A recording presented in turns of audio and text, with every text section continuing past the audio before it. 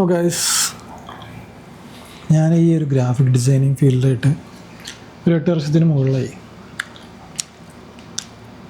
എന്നൊരു ആവറേജ് ഡിസൈനറായിട്ട് ഞാൻ എപ്പോഴും കൺസിഡർ ചെയ്യുന്നുള്ളൂ. കുറച്ച് ബ്രാൻഡുകളെ കൂടെയൊക്കെ സൗദിയിൽ വർക്ക് ചെയ്യാൻ പറ്റിയിട്ടുണ്ട്. അവരുടെ പഴയ ലോഗോനെ പുതിയ രൂപത്തിലേക്ക് മാറ്റാനും ഒരു പാക്കേജ് ഡിസൈനുകളൊക്കെ ചെയ്യാനും അങ്ങനെ ഒരുപാട് ബ്രാൻഡുകളെ അപ്ലിഫ്റ്റ് ചെയ്യാൻ പറ്റിയിട്ടുണ്ട്. അതിൻ്റെ ഒരു ഭാഗം പറ്റിയിട്ടുണ്ട്. അതിൻ്റെ സന്തോഷമുണ്ട്.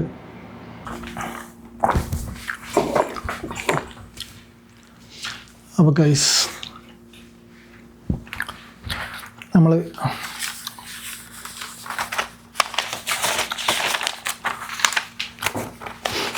സീരീസ് പോലെ സൗദിയിലുള്ള കുറച്ച് ബ്രാൻഡുകൾ മലയാളത്തിലേക്ക് ലോഗോ ഒക്കെ ചെയ്താൽ, അല്ലെങ്കിൽ അതിൻ്റെ ക്യാമ്പയിനുകളൊക്കെ ചെയ്താൽ എങ്ങനെ ഉണ്ടാവും എന്നുള്ളതിൻ്റെ ചെറിയൊരു എൻ്റെ രീതിയിലുള്ളൊരു കൺസെപ്റ്റ് ഞാൻ ഡെവലപ്പ് ചെയ്തിട്ടുണ്ടായിരുന്നു. അപ്പോൾ ആദ്യം നമ്മൾ എടുത്തിട്ടുണ്ടായിരുന്നു എക്സ്ട്രാ, പിന്നെ ജരീർ, STC, പിന്നെ അൽമറായി, ഇനിയും വേറെ ബ്രാൻഡുകൾ ചെയ്തിട്ടുണ്ട്. അപ്പോൾ അതിൻ്റെ ഒരു വർക്ക്ഷോപ്പിലാണ്. സോ അപ്പോൾ അതിൽ ചെയ്ത ഒരു ജരീറിൻ്റെ ഞാൻ കാണിച്ചു തരാം. ഞാൻ പ്രിൻ്റ് എടുത്തിട്ടുണ്ടായിരുന്നു, കാണുന്നത് വിചാരിക്കുന്നുണ്ടാവും. അതിൻ്റെ ഒരു മോക്കപ്സൊക്കെ നമ്മൾ ചെയ്താണ്. മലയാളത്തിൽ ഈ സംഭവം അല്ലെങ്കിൽ കേരളത്തിലേക്ക് ഈ ഒരു ബ്രാൻഡ് വന്നാൽ എങ്ങനെ ഉണ്ടാവും എന്നുള്ളതാണ് ചെറിയൊരു കൺസെപ്റ്റ്.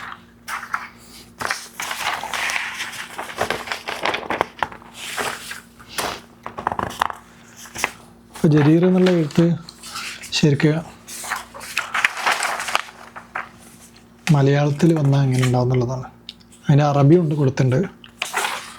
ശരിക്ക് ജരീറിൻ്റെ ശരിക്കുള്ള ഇത് ലോഗോ എങ്ങനെയാണ്, അതിൻ്റെ ഒരു ഐക്കൺ സിമ്പിള് അറബി അക്ഷരം ജീമും ഇംഗ്ലീഷ് അക്ഷരം ജെയുമാണ്. സോ അവരെ ഫുൾ പേര് ജരീർ ബുക്ക് സ്റ്റോർ എന്നാണ്, മക്തബത്ത് ജരീർ എന്ന്. അപ്പോൾ നമ്മൾ ആ സെയിം സംഭവം മലയാളത്തിലേക്ക് വരുമ്പോൾ ജരീർ ബുക്ക് സ്റ്റോർ, പിന്നെ അതിൻ്റെ ഐക്കൺ ചെറിയൊരു ഈ മലയാളം അക്ഷരം ജാ എന്ന് വരുന്ന രീതിയിൽ ആ അറബിയുടെ ഇതിനെ നമ്മൾ ഒന്ന് ചെറിയൊരു ആൾട്രേഷൻ വരുത്തിയിട്ടുണ്ട്. ഇനി അതിൻ്റെ ഒരു ഫോർമേഷൻ ഇങ്ങനെ വരുന്നത്. ഇനി അതിനെ നമ്മൾ കുറച്ചൊരു ചെറുതാക്കണം എങ്ങനെ ഉണ്ടാവും കുറച്ചും കൂടി. എല്ലാവരും ജരീർ ബുക്ക് സ്റ്റോർ എന്ന് അങ്ങനെ പറയല്ല, ജരീർ എന്നാണ് പറയുന്നത്. അപ്പോൾ ജരീറിനെ നമ്മൾ സിംപ്ലിഫൈ ചെയ്യുമ്പോൾ ഉള്ളൊരു രൂപം ജരീർ അറബിയിൽ ഇങ്ങനെ, പിന്നെ അതിൻ്റെ മലയാളം അറബി കുറച്ച് ലെങ്തനാക്കിയിട്ടുണ്ട്. അപ്പോൾ അതേപോലെ തന്നെ കൺസിസ്റ്റൻസി കീപ്പ് ചെയ്യാൻ മലയാളം അങ്ങനെ ചെയ്തിട്ടുണ്ട്. ഇനി അതിനെ കുറച്ചും കൂടി ലെങ്തൻ ചെയ്ത് എഴുതുകയാണെങ്കിൽ കുറച്ച് ഫണ്ണി ആയിട്ട് ചെയ്തതാണ്.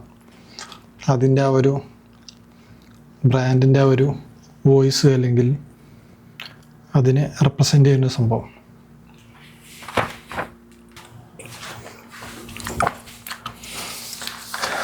അപ്പോൾ ഈ ഒരു സീരീസുള്ള ഇതിൻ്റെ ഒരു പണിപ്പുരയിലാണ്. സോ അതിൻ്റെ അപ്ഡേറ്റ്സാണ് ഞാൻ ഇവിടെ കാണിക്കുന്നത്. അത് അതിൻ്റെ മോക്കപ്സുകളൊക്കെ ചെയ്താണ്. മോക്കപ്പ് കുറച്ച് സിംപ്ലിഫൈ ചെയ്യാനും വേണ്ടിയിട്ട് നമ്മളിപ്പോൾ AI ഒക്കെ ഉപയോഗിച്ചിട്ട് നമ്മൾ പ്രോംപ്റ്റ് ചെയ്ത് കഴിഞ്ഞാൽ കുറേ സംഭവങ്ങൾ വരും. പക്ഷേ അതിന് നമ്മൾ കുറച്ചും കൂടി കസ്റ്റമൈസ് ചെയ്ത് ചെയ്യണം അതിൻ്റെ രൂപത്തിലേക്ക്. അതിൻ്റെ ഇൻറ്റീരിയറൊക്കെ വരുമ്പോഴുള്ള സംഭവങ്ങൾ കുറച്ച് അധികമായിട്ട് AI ആക്കിയിട്ടുണ്ട്. അതിനൊക്കെ ഇനി ഒന്നും കൂടിയും ഇമ്പ്രൂവ് ചെയ്യണം. ഇതും അത് തന്നെയാണ്. അതിൻ്റെ ആ ഒരു ക്യാമ്പയിനുകളൊക്കെ മലയാളത്തിലുള്ള സംഭവങ്ങളൊക്കെ ഉണ്ടോ, എഴുത്തുകളൊക്കെ ഉണ്ടല്ലേ, അതിൻ്റെ പോസ്റ്റേഴ്സും ചെറിയ കുഞ്ഞു പരസ്യങ്ങളൊക്കെ. So that's all. അപ്പോൾ ഇനി ഇതിൻ്റെ അപ്ഡേറ്റുകളൊക്കെ വരുന്നതായിരിക്കും ഇൻഷാ അല്ലാഹ്. Okay, thank you.